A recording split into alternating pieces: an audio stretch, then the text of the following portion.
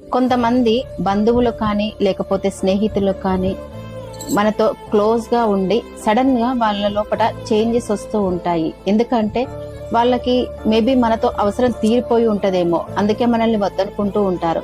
అలాంటి వాళ్ళలో ఎలాంటి మార్పులు మనం గమనించవచ్చో తెలుసా?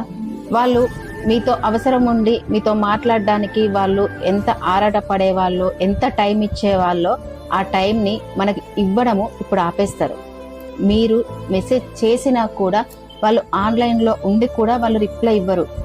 ఇదేంటి ఆన్లైన్లో ఉండి కూడా వాళ్ళు రిప్లై ఇవ్వట్లేదని మీరు కనుక ఫోన్ చేశారనుకోండి, బిజీగా ఉన్నా అని చెప్పేసి వాళ్ళు సింపుల్గా ఆన్సర్ చెప్పేసి తప్పించుకుంటారు. అసలు వాళ్ళు మీతో మాట్లాడడానికి కూడా ఇష్టపడరు.